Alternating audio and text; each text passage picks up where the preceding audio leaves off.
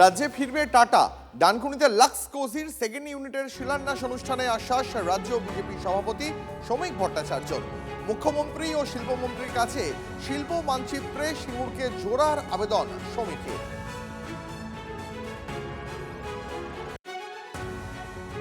আগামী 1 বছরের মধ্যে 2 মাস অতিক্রান্ত, খালি আর 10 মাস পরে পশ্চিমবঙ্গের মানুষ বুঝতে পারবেন পশ্চিমবঙ্গের শিল্পের সমস্ত ছবি বদল করে দেবে এই সরকার। নিশ্চিত থাকুন, টাটাও আসবে, বাটাও আসবে, রিলায়েন্সও আসবে, আদানিও আসবে, ইসরায়েল থেকেও বিনিয়োগ হবে, সিলিকন ভ্যালির বিনিয়োগ হবে, মিউনিক থেকে বিনিয়োগ হবে, লন্ডন থেকে বিনিয়োগ হবে। সারা পৃথিবীর শিল্পপতিরা, সারা পৃথিবীর অনাবাসী ভারতীয়রা তারা পশ্চিমবঙ্গে বিনিয়োগ করতে আসবেন। এত ভালো শিল্পবান্ধব প্রকৃতি বিধাতা কোনো রাজ্যকে দেয়নি যা পশ্চিমবঙ্গকে দিয়েছে। আজকে যারা বলছেন তাদের অনেকে তো তখন আন্দোলনেই ছিলেন। তো শ্রমিকবাবু সেই ইতিহাসগুলো একটু খতিয়ে দেখুন না। আর আন্দোলনটা গাড়ি শিল্প বিরোধী আন্দোলন ছিল না। মমতা বন্দ্যোপাধ্যায়ের জমানায় বহু শিল্প এখানে এসেছে। একটু শিল্প তালুকগুলোতে ঘুরে আসুন। কিন্তু ঘটনাটা হচ্ছে যে কৃষি জমি দখল, 3 ফসলা কৃষি জমি দখল, পাশাপাশি সেই সঙ্গে আমাদের লক্ষ্য রাখতে হয়েছে যে কৃষক এবং ভূমিহীন ক্ষেতমজুর তাদের স্বার্থ সুরক্ষিত রাখা। আন্দোলনটা সেইখানে ছিল। বিজেপি জমানায় জমি অধিগ্রহণ নীতিতে আসছে বদল। ডানকুনিতে হুঁশিয়ারি সংস্থার কারখানার বর্ধিত অংশের শিলান্যাসে মুখ্যমন্ত্রী শুভেন্দু অধিকারী জানান, যেভাবে বিএসএফকে সরকার জমি দেয় সেভাবেই রাজ্য সরাসরি জমি কিনবে, তারপর সেই জমি দেওয়া হবে নির্দিষ্ট শিল্প সংস্থাকে। ডানকুনির অনুষ্ঠানে ল্যান্ড সিলিং আইনও তুলে দেওয়ার কথা বললেন মুখ্যমন্ত্রী। দেশের অন্য রাজ্যগুলিতে এই আইন বহু আগে তুলে নেওয়া হলেও বাংলায় তা বহাল ছিল।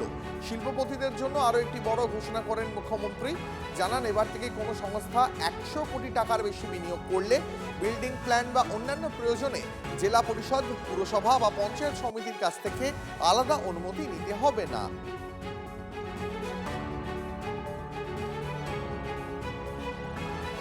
আমরা 2013 সালের ল্যান্ড পারচেজ পলিসি অ্যাকসেপ্ট করেছি। কোনো industry land purchase direct purchase করে আমরা চাই না আর একটা নন্দীগ্রাম সিঙ্গুর হোক। আমরা ডাইরেক্ট ল্যান্ড পারচেজ পলিসি চালু করেছি, যে পলিসি দিয়ে আমরা বিএসএফকে বর্ডারে ল্যান্ড দিচ্ছি, রেলকে জমি কিনে দিচ্ছি, এনএইচকে জমি কিনে দিচ্ছি, নতুন এয়ারপোর্টের জমি কিনে দিচ্ছি। একইভাবে প্রাইভেট ইন্ডাস্ট্রিয়ালিস্ট যারা এই রাজ্যে বিনিয়োগ করতে চান, ল্যান্ড কোনো সমস্যা হবে না। আমরা ডাইরেক্ট ল্যান্ড পারচেজ স্কিমে আমরা আপনাদের ল্যান্ড পারচেজ করে হ্যান্ডওভার করব। ল্যান্ড সিলিং পলিসি একদম চেঞ্জ করে দেব। আর শুনে রাখুন আপনারা, 100 কোটি টাকার বেশি যারা ইনভেস্ট করবেন, কোনো পঞ্চায়েত, পুরসভা, কর্পোরেশন, জেলা পরিষদ, পঞ্চায়েত সমিতি থেকে পারমিশন নিতে হবে না। যত গন্ডগোল ওইখানে, যত দাদাগিরি ওইখানে, যত হ্যারাসমেন্ট ওইখানে, যারা 100 কোটি টাকার বেশি ইনভেস্ট করবেন তাদের সেন্ট্রালি সিঙ্গেল উইন্ডো সিস্টেমে WBITDC, environment department, land department আপনাদের এনওসি লাইসেন্স দেবে। আপনারা এখানে ইনভেস্ট করুন। রাজ্যে এখন শিল্প বান্ধব পরিবেশ, বাংলা আবার বিনিয়োগে ভারত সেরা হবে। ডানকুনিতে হুঁশিয়ারি কারখানার সেকেন্ড ইউনিটের শিলান্যাস করে আশ্বাস মুখ্যমন্ত্রীর। বেকারত্ব দূর করতে ত্রিশক্তি নীতি শুভেন্দু সরকারের। শুধু সরকারি চাকরি নয়, বেকারত্ব দূর করতে বেসরকারি লগ্নিও দরকার বললেন মুখ্যমন্ত্রী। ডবল ইঞ্জিনের সুফল আপনারা পাবেন। 3টে বেহাল অবস্থার হাল ফেরাতে হবে। আইন শৃঙ্খলার পরিবেশ, সিন্ডিকেট, কাটমানি, তোলাবাজি, দাদাগিরি, সব জায়গায় রাজনীতিকরণ, আমরা অনেকটা বেরিয়ে আসতে পেরেছি, এটা আমরা কন্টিনিউ করব। মে মাসের 4 তারিখের পরে কেউ আসেনি যে আমার মান্থলিটা দিয়ে দিন। আশা করি আপনাদের অভিজ্ঞতার পরিবর্তন হচ্ছে। Industry friendly, business friendly environment তখনই তৈরি হয় যখন আইন শৃঙ্খলা ঠিক থাকে। এতটুকু চিন্তা করবেন না, দুটো একটা ছোট্ট ঘটনা, সাথে সাথেই কোথাও শ্রমিকদা, কোথাও আমার হস্তক্ষেপ হয়েছে, আমরা ব্যবস্থা নিয়েছি। অপমানিত হয়ে বাংলা থেকে যে শিল্পপতিরা চলে গেছেন, প্রয়োজনে তাদের হাতে পায়ে ধরে শিল্প আনবো, ডানকুনি থেকে বললেন রাজ্যের শিল্পমন্ত্রী তাপস রায়।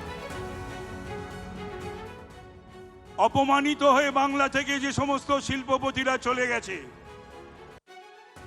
তার মধ্যে টাটা আছে, তার মধ্যে আদিত্য বিড়লা গ্রুপ আছে, তার মধ্যে 6,688টি ছোট বড় মাঝারি শিল্পপতি আছে।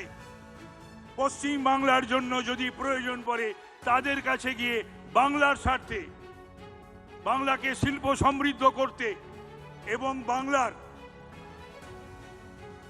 নেই পিড়ি নব প্রজন্মের স্বার্থে আমাকে যদি পাঠায় কোথাও, মুখ্যমন্ত্রী আমি যাব এবং হাতে পায়ে ধরে সেই সমস্ত শিল্পপতিদের এই বাংলায় ফিরিয়ে আনার জন্য তাদের কাছে অনুরোধ করব, উপরোধ করব। বাম জমানার খরা কাটিয়ে শিল্পপতিদের ফেরানোর কাজটা মমতাই শুরু করেছিলেন। তাপস বাবুকে কারো হাতে পায়ে ধরতে হবে না, পাল্টা খোঁচা কুণাল ঘোষের। বাংলায় দেশের এবং বিদেশের বহুজাতিক সংস্থা এবং জাতীয় স্তরের সংস্থা একের পর এক নতুন করে বাংলায় বিনিয়োগ শুরু করেছেন। ফলে বাংলায় বিনিয়োগ আনার কাজ বাম জমানার খরা কাটিয়ে মমতা বন্দ্যোপাধ্যায় শুরু করে গেছেন। এর জন্য তাপসবাবুকে কারুর হাতে পায়ে ধরতে হবে না, মমতা বন্দ্যোপাধ্যায় আপনার কাজটা শুরু করে দিয়ে গেছেন।